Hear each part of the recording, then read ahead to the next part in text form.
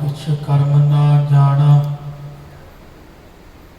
सार ना जाना तेरी।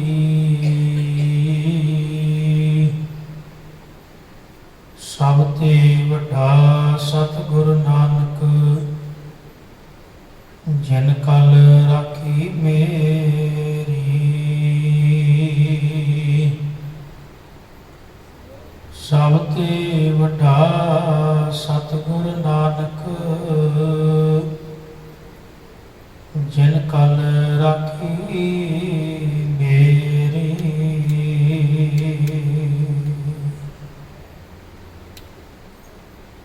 जुगो जुग अटल धन धन साहिब श्री गुरु ग्रंथ साहिब महाराज पातशाह जी, गुरुदेव पिता दे पावन चरण कमला अंदर जुड़ मिल बैठी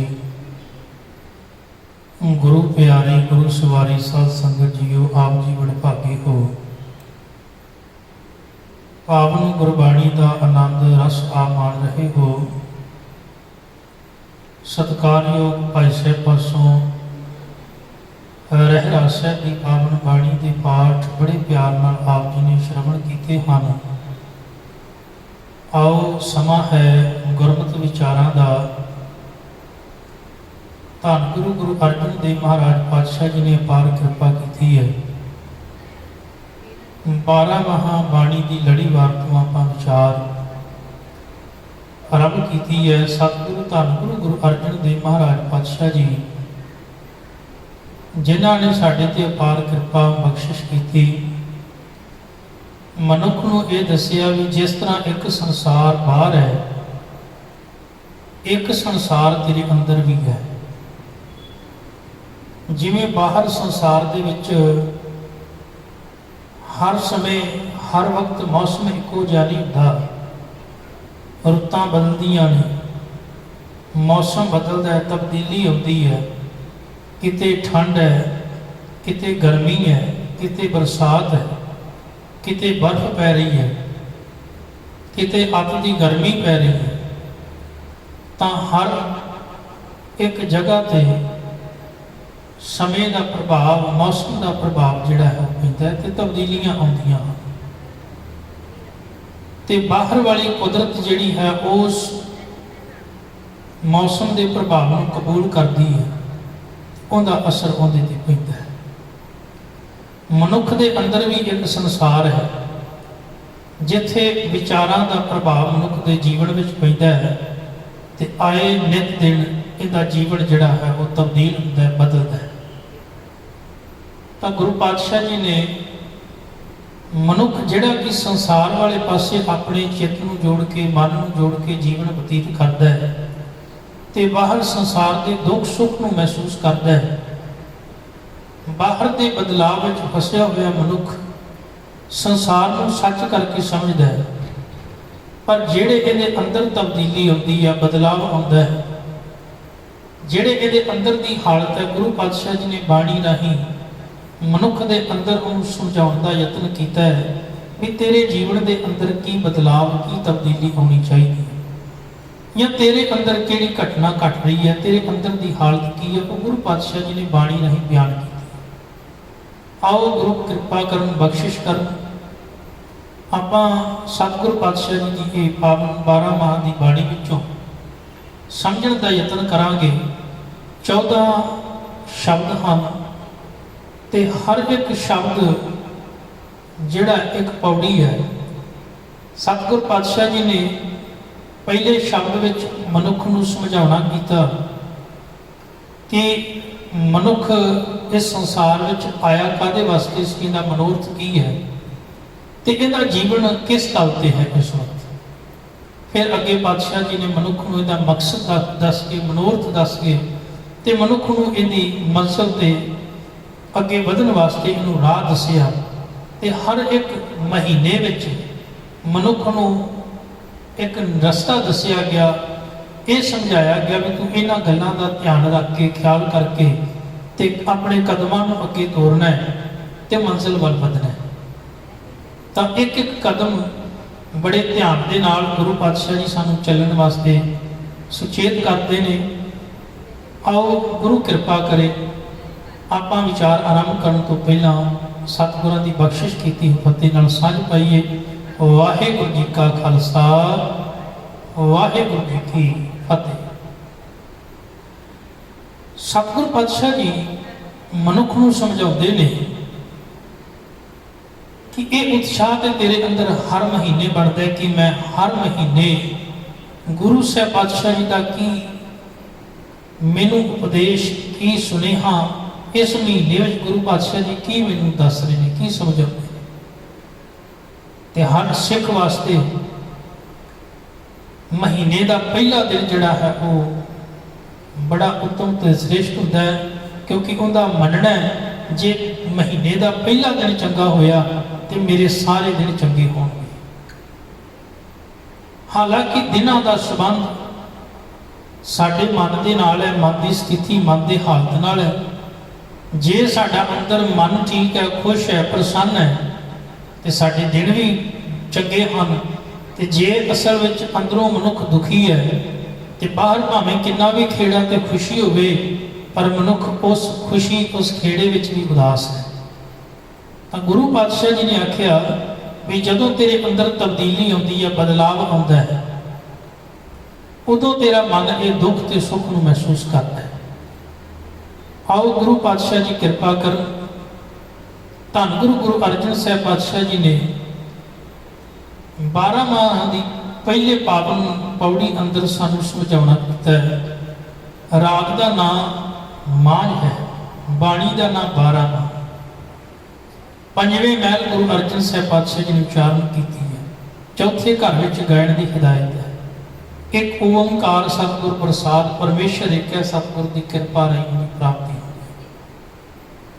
ਅੱਗੇ ਗੁਰਦੇਵ ਕਿਰਪਾ ਕਰਦੇ ਨੇ, ਕਿਰਤ ਕਰਮ ਕੇ ਵਿਛੁੜੇ ਕਰ ਕਿਰਪਾ ਮਿਲੋ ਰਾਮ, ਚਾਰ ਕੁੰਟ ਦੇ ਦਿਸ ਭ੍ਰਮੇ ਥਕ ਆਏ ਪ੍ਰਭ ਕੀ ਸ਼ਾਮ, ਢੇਲ ਉਦੈ ਤੇ ਬਾਹਰੀ ਕਿਤੇ ਨ ਆਵੇ ਕਾਮ, ਜਲ ਬਿਨ ਸਾਪ ਮਿਲਾਵਤੀ ਉਪਜੈ ਨਾਹੀ ਦਾਮ, ਹਰ ਨਾਹ ਨ ਮਿਲੀਏ ਸਾਜਨੈ ਕਤ ਪਾਈਐ ਵਿਸ਼ਰਾਮ, ਜਿਤ ਘਰ ਹਰ ਕੰਤ ਨ ਪ੍ਰਗਟਈ ਅੱਠ ਨਗਰ ਸੇ ਗ੍ਰਾਮ, ਸਭ ਸ਼ਿੰਗਾਰ ਅਬੋਲ ਰਸ ਸਣ ਦੇਹੀ ਸਭ ਖਾਮ, ਪ੍ਰਭ ਸੁਆਮੀ ਕੰਤ ਵਿਹੂਣੀਆਂ ਮੀਤ ਸੱਜਣ ਸਭ ਜਾਮ, ਨਾਨਕ ਕੀ ਬੇਨੰਤੀਆਂ ਕਰ ਕਿਰਪਾ ਦੀਜੈ ਨਾਮ, ਹਰ ਮੇਲੋ ਸੁਆਮੀ ਸੰਗ ਪ੍ਰਭ ਜਿਸ ਕਾ ਨਿਹਚਲ ਧਾਮ।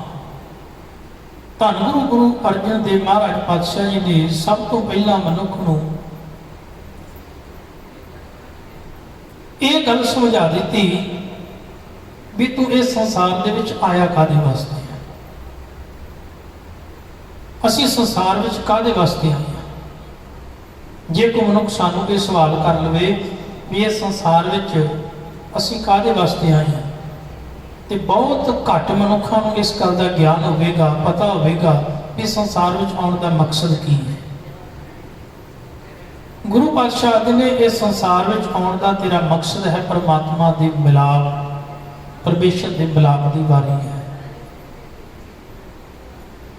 ਰੋਜ਼ ਹੀ ਗੁਰੂ ਅਰਜਨ ਦੇਵ ਮਹਾਰਾਜ ਪਾਤਸ਼ਾਹ ਸਾਨੂੰ ਚੇਤਾ ਕਰਾਉਂਦੇ ਨੇ, ਭਾਈ ਪ੍ਰਾਪਤ ਮਾਨਕ ਦੇ ਹੁਰੀਆ, ਗੋਬਿੰਦ ਮਿਲਣ ਕੀ ਇਹ ਤੇਰੀ ਬਰੀਆ, ਅਵਰ ਕਾਜ ਤੇਰਾ ਕਿਤੇ ਨਾ ਕਾਮ, ਮਿਲ ਸਾਧ ਸੰਗਤ ਭਜ ਕੇਵਲ ਨਾਮ, ਸਰੰਜਾਮ ਲਾਗ ਭਵ ਜਲ ਤਰਨ ਕੈ, ਜਨਮ ਬਿਰਥਾ ਜਾਤ ਰੰਗ ਮਾਇਆ ਕੈ। ਤੇਰਾ ਜਿਹੜਾ ਇਹ ਕੀਮਤੀ ਜੀਵਨ ਹੈ ਇਹ ਅਜਾਈ ਜਾ ਰਿਹਾ ਹੈ, ਤੇ ਤੂੰ ਯਤਨ ਕਰ ਪਰਮਾਤਮਾ ਪਰਮੇਸ਼ਰ ਦੇ ਮਿਲਾਪ ਲਈ, ਕਿਉਂਕਿ ਮਨੁੱਖਾ ਜਨਮ ਤੈਨੂੰ ਪ੍ਰਭੂ ਦੇ ਮਿਲਾਪ ਵਾਸਤੇ ਮਿਲਿਆ। ਜਾ ਕੋ ਆਏ ਸੋਈ ਬਿਹਾਜੋ, ਹਰ ਗੁਰ ਤੇ ਮਨਹਿ ਬਸੀਰਾ, ਨਿਜ ਘਰ ਮਹਿਲ ਪਾਓ ਸੁਖ ਸਹਜੇ, ਬਹੁਰ ਨਾ ਕੋਈ ਕੋ ਫੇਰਾ। ਤਾਂ ਸਵਾਲ ਇਹ ਖੜਾ ਹੋਵੇਗਾ ਵੀ ਪਰਮਾਤਮਾ ਦਾ ਮਿਲਾਪ ਕਿਵੇਂ ਹੋਵੇ। ਪਰਮਾਤਮਾ ਦਾ ਮਿਲਾਪ ਕਿਉਂ ਹੋਵੇ, ਇਹ ਦੋ ਸਵਾਲ। ਪਰਮਾਤਮਾ ਦਾ ਮਿਲਾਪ ਕਿਵੇਂ ਹੋਵੇ ਤੇ ਕਿਉਂ ਹੋਵੇ।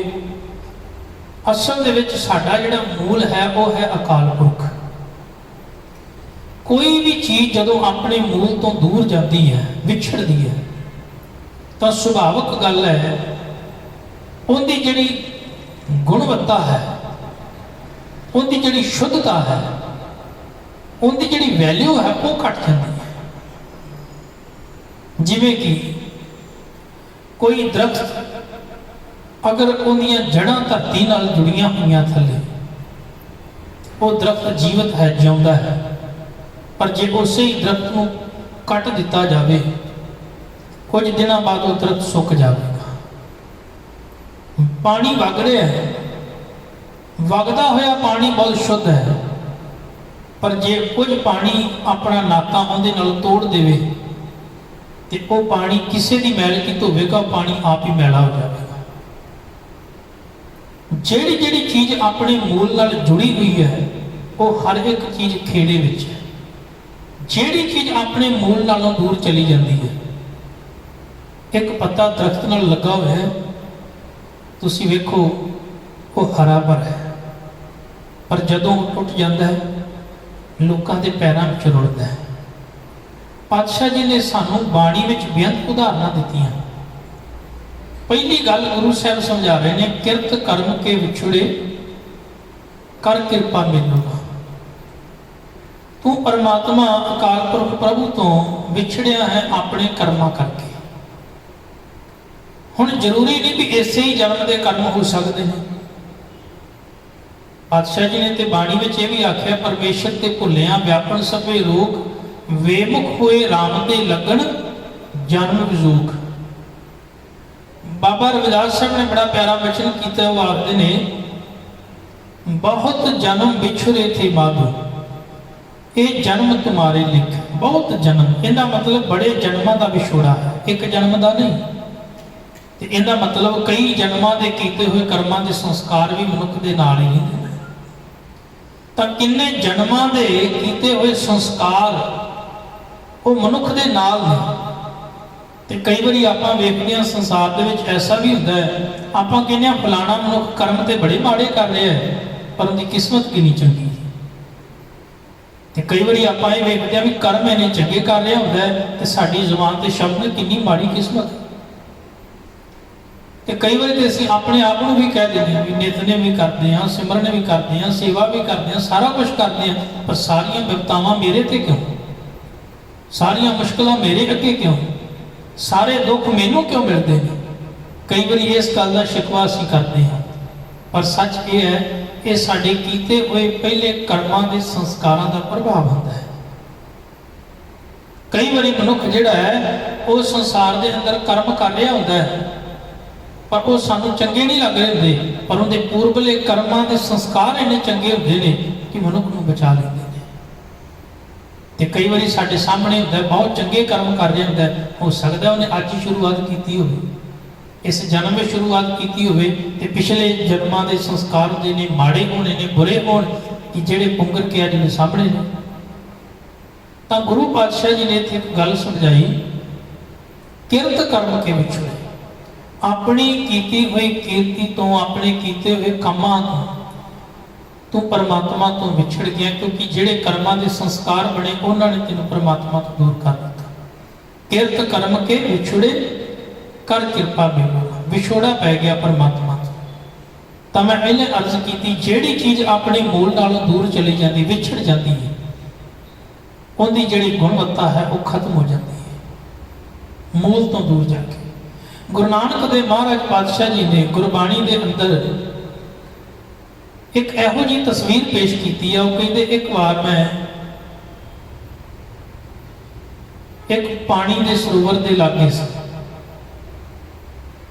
ਤੇ ਉਸ ਸਰੋਵਰ ਦੇ ਕਹਿ ਲਗੇ ਬਹੁਤ ਹੀ ਕਹਿ ਲਗੇ ਚੰਗਾ ਮੌਸਮ, ਚੰਗੀ ਬਹਾਰ, ਚੰਗਾ ਖੇੜਾ, ਮਨ ਵੇਖ ਕੇ ਬੜਾ ਖੁਸ਼ ਤੇ ਪ੍ਰਸੰਨ ਹੋ ਜਾਂਦਾ ਸੀ।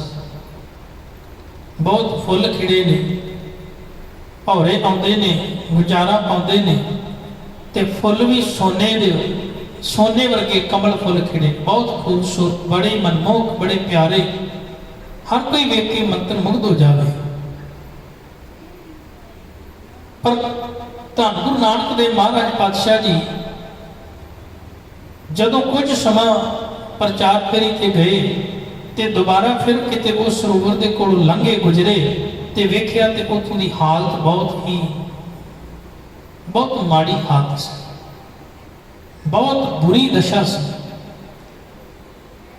ਧੰਨ ਗੁਰੂ ਨਾਨਕ ਦੇਵ ਮਹਾਰਾਜ ਪਾਤਸ਼ਾਹ ਜੀ ਦੇ ਨਾਲ ਭਾਈ ਮਰਦਾਨਾ ਜੀ ਨੇ ਤੇ ਸਵਾਲ ਕਰ ਲਿਆ, ਕਹਿਣ ਲੱਗੇ ਸਤਿਗੁਰੂ, ਜਦੋਂ ਇੱਥੋਂ ਕਦੀ ਲੰਘੇ ਸਾਂ ਆਪਾਂ ਪਹਿਲਾਂ ਤੇ ਬੜਾ ਹੀ ਖੇੜਾ ਸੀ ਇੱਥੇ, ਪਰ ਅੱਜ ਤੇ ਬੜੀ ਨਿਰਾਸ਼ਾ ਨਜ਼ਰ ਆ ਰਹੀ ਹੈ, ਇਹਦਾ ਕਾਰਨ ਕੀ ਹੈ? ਗੁਰੂ ਨਾਨਕ ਦੇਵ ਮਹਾਰਾਜ ਪਾਤਸ਼ਾਹ ਜੀ ਨੇ ਉਸ ਸਮੇਂ ਜਵਾਬ ਦਿੱਤਾ, ਮਰਦਾਨਿਆਂ, ਅਸਲ ਦੇ ਵਿੱਚ ਜਿੰਨਾ ਚਿਰ ਇਹ ਆਪਣੇ ਮੂਲ ਨਾਲ ਜੁੜਿਆ ਸੀ ਉਹਨਾਂ ਚਿਰ ਸਾਰਾ ਖੇੜਾ ਸੀ, ਜਦੋਂ ਮੂਲ ਨਾਲੋਂ ਟੁੱਟ ਗਿਆ ਉਹ ਖੇੜਾ ਵੀ ਚਲਾ ਗਿਆ। ਪਾਤਸ਼ਾਹ ਜੀ ਨੇ ਬਾਣੀ ਵਿੱਚ ਬਚਨ ਉਚਾਰਨ ਕੀਤੇ। ਸਹਿਬ ਆਦਿ ਨੇ ਕਹਿਣ ਲੱਗੇ, ਉਹਨੂੰ ਪੁੱਛਿਆ ਗਿਆ ਸਰੋਵਰ ਵੀ ਤੇਰੀ ਇਹ ਦਸ਼ਾ, ਤੇਰੀ ਹਾਲਤ ਕਿਹਨੇ ਕੀਤੀ? ਕਿਉਂਕਿ ਤੇਰੇ ਤੇ ਬੜਾ ਖੇੜਾ ਹੁੰਦਾ ਸੀ, ਪਰ ਉਹ ਖੇੜਾ ਕਿੱਥੇ ਗਿਆ? ਉਹ ਸੁੱਖ ਕਿੱਥੇ ਗਿਆ? ਉਹ ਆਰਾਮ, ਉਹ ਚੈਨ ਕਿੱਥੇ ਗਿਆ? ਉਹ ਖੁਸ਼ੀ ਕਿੱਥੇ ਗਈ? ਨਜ਼ਰ ਨਹੀਂ ਆਉਂਦੀ।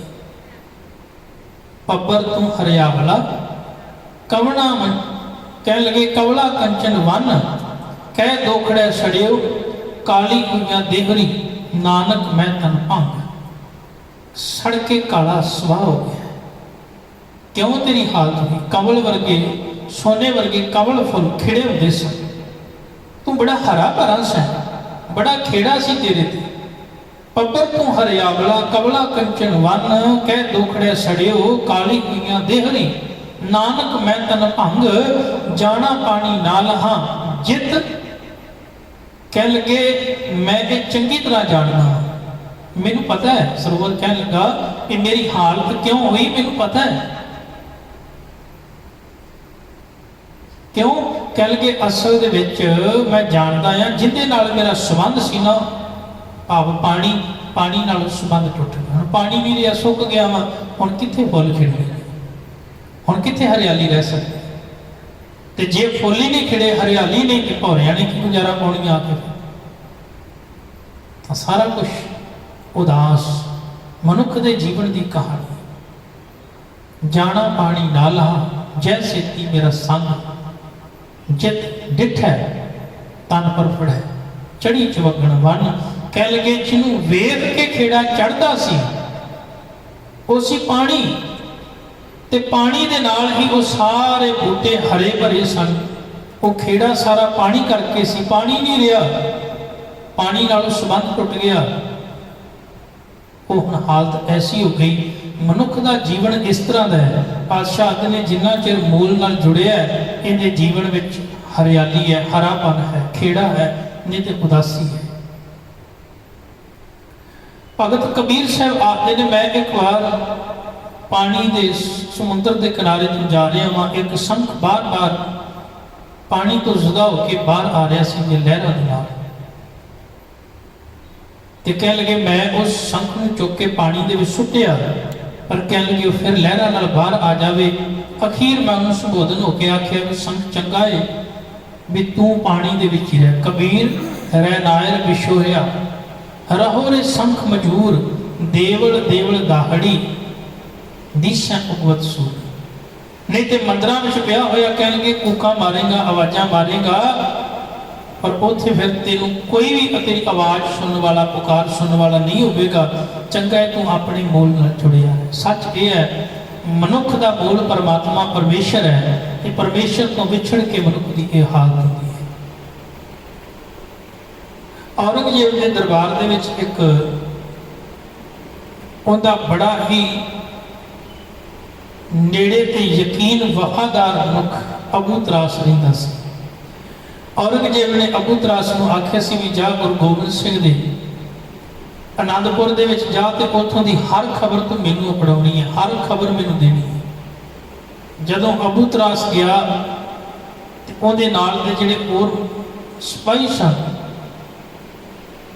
ਉਹ ਸਾਰੇ ਦੇ ਸਾਰੇ ਜਿੰਨੀ ਵੀ ਆਨੰਦਪੁਰ ਦੀ ਖਬਰ ਸੀ ਉਹ ਸਾਰੀ ਅਬੂ ਤਰਾਸ ਨੂੰ ਦਿੰਦੇ। ਅਬੂ ਤਰਾਸ ਅੱਗੇ ਔਰੰਗਜ਼ੇਬ ਨੂੰ ਦਿੰਦਾ। ਪਰ ਅਬੂ ਤਰਾਸ ਨੇ ਕੁਝ ਘਟਨਾਵਾਂ ਐਸੀਆਂ ਵੇਖੀਆਂ ਜਿਨ੍ਹਾਂ ਨੂੰ ਵੇਖ ਕੇ ਉਹਦਾ ਮਨ ਜਿਹੜਾ ਹੈ ਬੜਾ ਪ੍ਰਭਾਵਿਤ ਹੋਇਆ। ਕਹਿੰਦੇ ਇੱਕ ਦਿਨ ਗੁਰੂ ਦਰਬਾਰ ਵਿੱਚ ਇੱਕ ਸਿੰਘ ਨੂੰ, ਜਿਹਨੂੰ ਕਿ ਅੱਗ ਦਾ ਕੁੱਟਿਆ ਸੀ, ਮਾਰਿਆ ਸੀ, ਉਹਨੂੰ ਲੈ ਕੇ ਆਏ। ਪਹਾੜੀ ਰਾਜਿਆਂ ਨੇ ਉਹਨੂੰ ਕੁੱਟਿਆ ਸੀ, ਲੈ ਕੇ ਆਏ। ਹੁਣ ਉਹ ਸਿੱਖ ਦਾ ਕਿਰਦਾਰ ਬੜਾ ਉੱਚਾ ਸੀ, ਬਹੁਤ ਚੰਗਾ ਸੀ, ਉਹ ਸੇਵਾ ਬੜੀ ਕਰਦਾ ਸੀ, ਉਹ ਲੋੜਵੰਦਾਂ ਦੀ ਲੋੜ ਪੂਰੀ ਕਰਦਾ ਸੀ। ਪਰ ਪਹਾੜੀ ਰਾਜਿਆਂ ਨੇ ਉਹਨੂੰ ਆਖਿਆ ਵੀ ਤੂੰ ਦੇਵੀ ਅੱਗੇ ਮੱਥਾ ਟੇਕ, ਸਿਰ ਝੁਕਾ, ਪਰ ਉਹ ਮੰਨਿਆ ਨਹੀਂ। ਕਹਿੰਦਾ ਮੇਰਾ ਸੀਸ ਕੇਵਲ ਅਕਾਲ ਪੁਰਖ ਹੀ ਝੁਕਦਾ ਹੈ, ਤੇ ਉਹਦੀ ਕੁੱਟਮਾਰ ਕੀਤੀ। ਤੇ ਜਦੋਂ ਕਲਗੀਧਰ ਪਾਤਸ਼ਾਹ ਜੀ ਦੇ ਚਰਨਾਂ ਵਿੱਚ ਸਿੱਖ ਨੂੰ ਲੈ ਕੇ ਆਏ ਤੇ ਪਾਤਸ਼ਾਹ ਜੀ ਨੇ ਬੜੇ ਪਿਆਰ ਦੇ ਨਾਲ ਸੀਨੇ ਨਾਲ ਲਾਇਆ। ਤੇ ਹੁਣ ਅਬੂ ਤਰਾਸ ਦੇ ਉਸ ਘਟਨਾ ਦਾ ਬੜਾ ਪ੍ਰਭਾਵ ਪਿਆ ਵੀ ਗੁਰੂ ਪਾਤਸ਼ਾਹ ਜੀ ਨੇ ਬਦਲੇ ਦੇ ਵਿੱਚ ਕੁਛ ਨਹੀਂ ਆਖਿਆ। ਪਰ ਅਗਲੀ ਗੱਲ ਕਿ ਇੱਕ ਪਹਾੜੀ ਰਾਜੇ ਕਿਸ ਤਰੀਕੇ ਦੇ ਨਾਲ, ਜਿਹੜਾ ਇੱਕ ਦੂਜਿਆਂ ਦੀ ਸੇਵਾ ਕਰਦਾ ਹੈ, ਲੋੜਵੰਦ ਦੇ ਕੰਮ ਆਉਂਦਾ ਹੈ, ਪਹਾੜੀ ਰਾਜੇ ਉਹਦੇ ਨਾਲ ਇਹੋ ਜਿਹਾ ਵਰਤਾਵ ਕਰਦੇ ਨੇ। ਇੱਕ ਦਿਨ ਅਬੂ ਤਰਾਸ ਆਪ ਜੰਗਲ ਦੇ ਵਿੱਚ ਘੁੰਮ ਰਿਹਾ ਸੀ, ਤੇ ਉਸ ਜੰਗਲ ਦੇ ਵਿੱਚ ਹੀ ਇੱਕ ਡਾਕੂ ਰਹਿੰਦਾ ਸੀ, ਜਿਹੜਾ ਲੋਕਾਂ ਨੂੰ ਲੁੱਟਦਾ ਸੀ ਤੇ ਮਾਰਦਾ ਸੀ। ਇੱਕ ਦਿਨ ਉਸ ਡਾਕੂ ਨੂੰ ਕੋਈ ਜ਼ਖਮੀ ਕਰ ਗਿਆ, ਤੇ ਇੱਕ ਸਿੰਘ ਕੋਲੋਂ ਲੰਘ ਰਿਹਾ ਸੀ, ਤੇ ਉਹ ਜਿਹੜਾ ਡਾਕੂ ਸੀ ਜ਼ਖਮੀ ਸੀ, ਪਾਣੀ ਮੰਗ ਰਿਹਾ ਸੀ, ਤੇ ਉਸ ਸਿੰਘ ਨੇ ਉਹਨੂੰ ਪਾਣੀ ਪਿਆਇਆ। ਤੇ ਇਹ ਅਬੂ ਤਰਾਸ ਨੇ ਵੇਖ ਲਿਆ, ਜਿਹੜਾ ਸੂਈਆ ਸੀ ਔਰੰਗਜ਼ੇਬ ਦਾ, ਜਦੋਂ ਉਹ ਗਿਆ ਸਿੰਘ ਨੂੰ ਜਾ ਕੇ ਆਖਣ ਲੱਗਾ ਤੈਨੂੰ ਪਤਾ ਨਹੀਂ ਕੌਣ ਹੈ? ਇਹ ਇੱਕ ਡਾਕੂ ਹੈ, ਇਹ ਆਏ ਨਿਤ ਦਿਨ ਲੋਕਾਂ ਨੂੰ ਲੁੱਟਦਾ ਹੈ, ਮਾਰਦਾ ਹੈ, ਤੇ ਤੂੰ ਇਹਨੂੰ ਪਾਣੀ ਪਿਆ ਰਿਹਾ। ਉਹ ਕਹਿੰਦਾ ਡਾਕੂ ਇਹ ਪਹਿਲਾਂ ਸੀ, ਪਰ ਹੁਣ ਇਹ ਜ਼ਖਮੀ ਹੈ, ਤੇ ਹੁਣ ਇਹ ਲੋੜਵੰਦ ਹੈ, ਤੇ ਇੱਕ ਲੋੜਵੰਦ ਦੀ ਲੋੜ ਪੂਰੀ ਕਰਨਾ ਇੱਕ ਗੁਰਸਿੱਖ ਦਾ ਫਰਜ਼ ਬਣਦਾ ਹੈ। ਬਸ ਇਹ ਘਟਨਾ ਨੇ ਇੰਨਾ ਪ੍ਰਭਾਵਿਤ ਕੀਤਾ ਅਬੂ ਤਰਾਸ ਨੂੰ, ਤੇ ਉਹ ਗੁਰੂ ਕਲਗੀਧਰ ਪਾਤਸ਼ਾਹ ਜੀ ਦੇ ਚਰਨਾਂ ਵਿੱਚ ਆਇਆ। ਪਰ ਆਇਆ ਡਰਦਾ ਹੋਇਆ ਵੀ ਮੈਂ ਤੇ ਸਾਰੀਆਂ ਖਬਰਾਂ ਜਿਹੜੀਆਂ ਨੇ ਅਨੰਦਪੁਰ ਦੀਆਂ ਉੱਥੇ ਦੱਸਣਾ, ਔਰੰਗਜ਼ੇਬ ਨੂੰ ਪਤਾ ਨਹੀਂ ਮੇਰੀ ਕੀ ਹਾਲਤ ਹੋਵੇਗੀ। ਪਰ ਗੁਰੂ ਦਾ ਸੁਭਾਅ ਇਹ ਹੈ, ਵਿਛੜਿਆ ਮਿਲਿਆ ਪ੍ਰਭੂ ਹਰ ਦਰਗਾਹ ਕਾ ਬਸੀਠ, ਇਹ ਗੁਰੂ ਦਾ ਸੁਭਾਅ ਹੈ। ਤਾਂ ਗੁਰੂ ਪਾਤਸ਼ਾਹ ਜੀ ਨੇ ਅਬੂ ਤਰਾਸ ਨੂੰ ਸੀਨੇ ਨਾਲ ਲਾ ਲਿਆ। ਉਸ ਦਿਨ ਤੋਂ ਅਬੂ ਤਰਾਸ ਨੂੰ ਇਹ ਗੱਲ ਸਮਝ ਆ ਗਈ ਵੀ ਗੁਰੂ ਦੇ ਕੋਲ ਰਹਿੰਦਿਆਂ ਹੋਇਆ ਵੀ ਮੈਂ ਕਿੰਨੇ ਦਿਨ ਤੱਕ ਵਿਛੜਿਆ ਰਿਹਾ। ਪਰ ਇੱਕ ਜਿਹੜਾ ਆਪਣੇ ਭਰਾਵਾਂ ਦਾ ਕਾਤਲ, ਆਪਣੇ ਬਾਪ ਦਾ ਕਾਤਲ ਔਰੰਗਜ਼ੇਬ, ਜਿਹਦੇ ਹੱਥ ਨਿਤ ਹੀ ਜ਼ੁਲਮ ਦੇ ਪਾਪਾਂ ਦੇ ਨਾਲ ਕਹਿਣਗੇ ਰੰਗੇ ਰਹਿੰਦੇ ਨੇ, ਮੈਂ ਐਸੀ ਮਹਾਨ ਸ਼ਖਸੀਅਤ ਦੀ ਕਹਿਣਗੇ ਖਬਰਾਂ ਜਿਹੜੀਆਂ ਨੇ ਔਰੰਗਜ਼ੇਬ ਨੂੰ ਦਿੰਦਾ ਰਿਹਾ। ਉਹਨੂੰ ਆਪਣੇ ਕੀਤੇ ਹੋਏ ਦਾ ਅਹਿਸਾਸ ਹੋਇਆ। ਅਬੂ ਤਰਾਸ ਗੁਰੂ ਚਰਨਾਂ ਵਿੱਚ ਰਹਿ ਕੇ ਘੋੜਿਆਂ ਦੀ ਸੇਵਾ ਕਰਦਾ ਹੋਇਆ ਆਪਣਾ ਜੀਵਨ ਬਤੀਤ ਕਰਦਾ।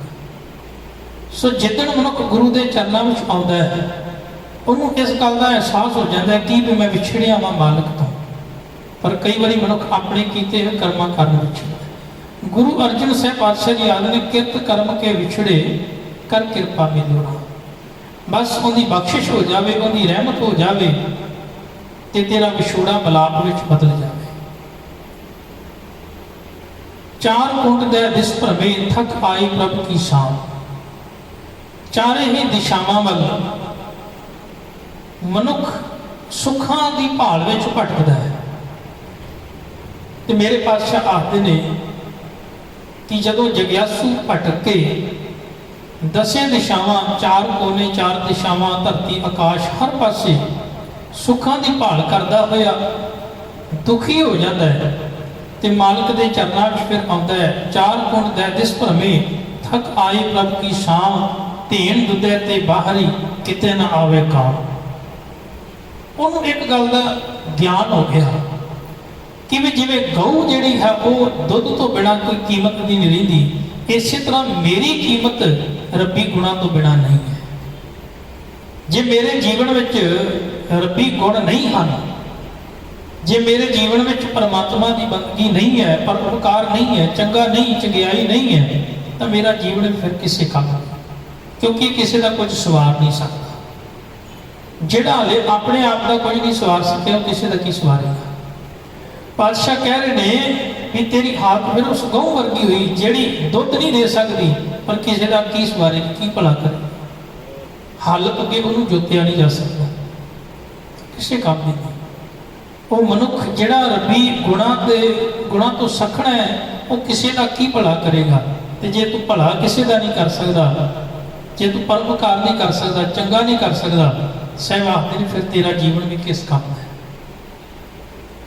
ਜਲ ਬਿਨ ਸਾਖ ਮਿਲਾਵਟੀ ਉਪਜੈ ਨਹੀਂ ਦਾਮ। ਪਾਣੀ ਤੋਂ ਬਿਨਾ खेती ਜਿਹੜੀ ਹੈ ਕਹਿ ਲਗੇ ਉਹ ਚੰਗੀ ਨਹੀਂ ਹੁੰਦੀ, ਫਸਲ ਚੰਗੀ ਨਹੀਂ ਹੁੰਦੀ। ਤੇ ਜੇ ਚੰਗੀ ਫਸਲ ਨਾ ਹੋਵੇ ਤੇ ਫਿਰ ਕੀਮਤ ਕਿੱਥੋਂ ਮਿਲੇ? ਕੋਈ ਮਨੁੱਖ ਕਿੰਨੀ ਮਿਹਨਤ ਕਰਕੇ ਫਸਲ ਬੀਜੇ, ਬਰਖਾ ਨਾ ਹੋਵੇ, ਪਾਣੀ ਨਾ ਹੋਵੇ ਤਾਂ ਕਹਿ ਲਗੇ ਫਿਰ ਫਸਲ ਨਹੀਂ ਹੁੰਦੀ। ਫਸਲ ਨਾ ਹੋਵੇ ਤਾਂ ਕੀਮਤ ਨਹੀਂ ਮਿਲਦੀ। ਇਸੇ ਤਰ੍ਹਾਂ ਮਨੁੱਖੀ ਜੀਵਨ ਹੈ। ਜੇ ਮਨੁੱਖ ਅੱਤ ਦਾ ਮਿਹਨਤ ਕਰਕੇ ਅੱਤ ਦੀ, ਪਰ ਜੇ ਕਿਤੇ ਨਾਮ ਦਾ, ਪਰਮੇਸ਼ਰ ਦਾ ਨਾਮ ਨਾ ਜਪੇ, ਸਿਮਰਨ ਨਾ ਕਰੇ ਤਾਂ ਗੁਰੂ ਪਾਤਸ਼ਾਹ ਆਖਦੇ ਨੇ ਫਿਰ ਇਹਨੂੰ ਚੰਗਾ ਰਿਜ਼ਲਟ ਨਹੀਂ ਮਿਲਦਾ। ਇਹਦੇ ਜੀਵਨ ਵਿੱਚ ਰੱਬੀ ਗੁਣ ਨਹੀਂ ਪੈਦਾ ਨਹੀਂ ਹੁੰਦੇ ਤਾਂ ਕਹਿ ਲਗੇ ਤੈਨੂੰ ਆਪਣੇ ਜੀਵਨ ਦੀ ਕੀਮਤ ਨਹੀਂ ਪਤਾ ਲੱਗੀ, ਕਿੰਨੀ ਕੀਮਤ ਹੈ। ਤਾਂ ਤੇਰੇ ਜੀਵਨ ਦੇ ਵਿੱਚ ਚੰਗੇ ਗੁਣ ਪੈਦਾ ਹੋਣ, ਇਸ ਕਰਕੇ ਤੂੰ ਗੁਰਬਾਣੀ ਦੀ, ਗੁਰੂ ਉਪਦੇਸ਼, ਗੁਰੂ ਦੀ ਮੱਤ ਧਾਰਨ ਕਰ, ਤਾਂ ਜੋ ਤੇਰਾ ਜੀਵਨ ਜਿਹੜਾ ਹੈ ਉਸ ਖੇਤੀ ਵਰਗਾ ਨਾ ਹੋਵੇ ਜਿਹੜੀ ਪਾਣੀ ਤੋਂ ਸਖਣੀ। ਤੇਰਾ ਜੀਵਨ ਗੁਰਬਾਣੀ ਤੋਂ ਸਖਣਾ ਨਾ ਹੋਵੇ, ਰੱਬੀ ਗੁਣਾਂ ਤੋਂ ਸਖਣਾ ਨਾ ਹੋਵੇ। ਜੇ ਤੂੰ ਇਹਦਾ ਮੁੱਲ ਲੈਣਾ ਚਾਹੁੰਦਾ, ਜੇ ਵਾਕਈ ਮਾਲਕ ਦੇ ਦਰ ਤੇ ਇਹਦੀ ਕੀਮਤ ਪਾਉਣੀ ਚਾਹੁੰਦਾ ਤਾਂ ਫਿਰ ਇਸ ਜੀਵਨ ਦੇ ਵਿੱਚ ਪਰਮਾਤਮਾ, ਪਰਮੇਸ਼ਰ ਦੀ ਇਸ ਬਾਣੀ, ਜਿਹਨੂੰ ਆਪਾਂ ਧੁਰ ਕੀ ਬਾਣੀ ਕਹਿੰਦੇ ਆ, ਇਸ ਬਾਣੀ ਨੂੰ ਜੀਵਨ ਵਿੱਚ ਕਮਾਉਣਾ ਸ਼ੁਰੂ ਕਰ। ਤਾਂ ਉਹਦੀ ਬਖਸ਼ਿਸ਼ ਦਾ ਜਦੋਂ ਮੀਂਹ ਪਵੇਗਾ, ਬਸ ਸਾਨੂੰ ਪੁਕਾਰ ਕਰਨੀ ਨਹੀਂ ਆਉਂਦੀ, ਅਸੀਂ ਪੁਕਾਰ ਕਰੀਏ, ਆਵਾਜ਼ ਮਾਰੀਏ। ਗੁਰੂ ਪਾਤਸ਼ਾਹ ਜੀ ਤੇ ਸਾਨੂੰ ਸੰਸਾਰਿਕ ਪਸ਼ੂ ਪੰਛੀਆਂ ਦੇ ਰਾਹੀਂ ਵੀ ਬਾਣੀ ਦੇ ਉਪਦੇਸ਼ ਦਿੰਦੇ ਵੀ ਵੇਖ ਕਿਵੇਂ ਉਹਨਾਂ ਨੂੰ ਵੀ ਇਸ ਗੱਲ ਦੀ ਸਮਝ ਹੈ। ਉਹ ਵੀ ਇੱਕ ਚਾਹਤ ਰੱਖਦੇ ਨੇ ਵੀ ਸਾਡੀ ਪਿਆਸ, ਸਾਡੀ ਭੁੱਖ ਜਿਹੜੀ ਮਿਟ ਜਾਵੇ। ਇੱਕ ਸਵਾਂਤੀ ਬੂੰਦ ਵਾਸਤੇ ਪੀਹਾ ਜਿਹੜਾ ਅੰਮ੍ਰਿਤ ਵੇਲੇ ਕੂਕਦਾ, ਉਹਨੂੰ ਵੀ ਕਿੰਨੀ ਸਿਆਣਪ ਹੈ। ਇੱਕ ਮਨੁੱਖ ਹੈ, ਪਾਤਸ਼ਾਹ ਆਖਦੇ ਨੇ ਤੂੰ ਘੱਟੋ ਘੱਟ ਸੰਸਾਰਿਕ ਪਦਾਰਥਾਂ ਵਾਸਤੇ ਪੁਕਾਰ ਕਰਦਾ ਹੈ, ਕਿਤੇ ਉਸ ਪਪੀਹੇ ਤੋਂ ਜੀਵਨ ਜਿਉਣ ਦੀ ਜੋਤ ਸਿੱਖ, ਤੈਨੂੰ ਪਤਾ ਲੱਗੇ ਉਹਦੀ ਪੁਕਾਰ ਵੀ ਮਾਲਕ ਨੇ ਇੱਕ ਦਿਨ ਸੁਣੀ ਤੇ ਉਹਦੀ ਕਿਰਪਾ ਹੋਈ ਤੇ ਬਰਖਾ ਹੋਈ ਤੇ ਉਹਦੀ ਪਿਆਸ ਮਿਟ ਗਈ। ਬਸ ਤੂੰ ਵੀ ਇਹ ਅਰਦਾਸ ਕਰ ਕਿ ਤੇਰਾ ਵੀ ਜੀਵਨ ਪਰਮਾਤਮਾ ਦੇ ਨਾਮ ਤੋਂ ਸਖਣਾ ਨਾ ਹੋਵੇ। ਹਰ ਨਾਹ ਨਾ ਮਿਲੀਏ ਸਾਜਨਾ ਕਤ ਪਾਈਏ ਵਿਸ਼ਰਾਮ। ਜੇ ਪਰਮਾਤਮਾ, ਪ੍ਰਭੂ ਪਰਮੇਸ਼ਰ, ਅਕਾਲ ਪੁਰਖ ਦੀ ਪ੍ਰਾਪਤੀ ਨਹੀਂ ਹੁੰਦੀ ਕਹਿ ਲਗੇ ਤਾਂ ਫਿਰ ਇੱਕ ਗੱਲ ਹਮੇਸ਼ਾ ਯਾਦ ਰੱਖੀ, ਦੁਨੀਆ ਦੇ ਕਿਤੇ ਵੀ ਜਾਇਆ ਤੈਨੂੰ ਸੁੱਖ ਪ੍ਰਾਪਤ ਨਹੀਂ ਹੋ ਸਕਦਾ, ਟਿਕਾ ਨਹੀਂ ਮਿਲ ਸਕਦਾ। ਸੁੱਖ ਆਤਮਕ ਮਿਲੇਗਾ ਹੀ ਉਦੋਂ ਜਦੋਂ ਤੈਨੂੰ ਪਰਮਾਤਮਾ ਦਾ ਮਿਲਾਪ ਹੋਵੇਗਾ। ਗੁਰੂ ਸਾਹਿਬ ਕਿਰਪਾ ਕਰ, ਬਖਸ਼ਿਸ਼ ਕਰ। ਬਾਕੀ ਸ਼ਬਦ ਦੇ ਵਿਚਾਰ ਵਿਦਵਾਨਾਂ ਨੂੰ ਸਾਂਝੇ ਕਰਾਂਗੇ। ਹੋਈਆਂ ਭੁੱਲਾਂ ਚੁੱਕਾਂ ਦੀ ਖਿਮਾ। ਵਾਹਿਗੁਰੂ ਜੀ ਕਾ ਖਾਲਸਾ, ਵਾਹਿਗੁਰੂ ਜੀ ਕੀ ਫਤਿਹ।